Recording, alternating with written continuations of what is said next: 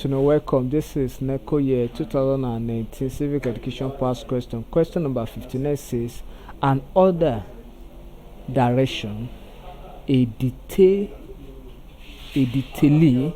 to be brought before the law is dashed. An order direction a detainee to be brought to before the court is dashed. When we talk of detainee, a detainee is a person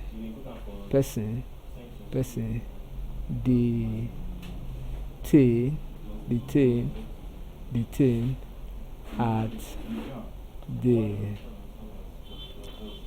police custody. So option A, appearance; B, abacus; C, injunction; D, referendum; E, trial. It is an order of trial.